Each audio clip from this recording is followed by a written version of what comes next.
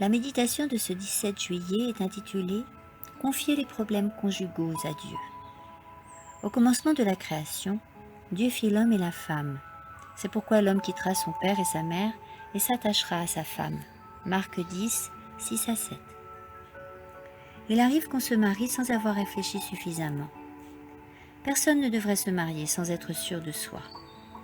Lorsque les époux n'ont pas suffisamment considéré cette question, découvrent des incompatibilités de caractère et sont parfois malheureux, qu'ils ne se convainquent pas l'un l'autre que leur mariage est une erreur. On amplifie toujours les désagréments lorsque l'on rencontre une personne sympathique et que l'on commence à lui confier ses problèmes conjugaux. Cette façon de divulguer les secrets intimes témoigne d'une situation qui n'existerait pas si les époux aimaient Dieu plus que tout. Dans beaucoup de cas, quand on pense que ces difficultés existent, la cause est imaginaire. Si les époux communiquaient ouvertement sur ces questions dans l'esprit du Christ, les blessures seraient guéries.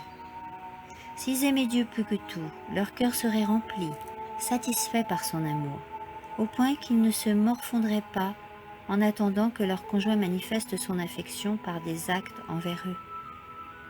Beaucoup se méprennent sur les devoirs de la femme envers son mari et ceux du mari envers sa femme. Chacun est absorbé par l'égoïsme et Satan tient son filet prêt à capturer les âmes et les tenir prisonnières de leur imagination, au point qu'il semble impossible à la sagesse humaine de déjouer ces pièges. La sagesse humaine ne sait cependant pas ce que la sagesse divine peut accomplir lorsqu'on abandonne totalement à Dieu sa volonté, son esprit, sa force, son âme et son être tout entier. Sa bonté peut réunir les cœurs par des biens d'origine céleste. Le résultat ne sera alors pas un simple échange de paroles flatteuses.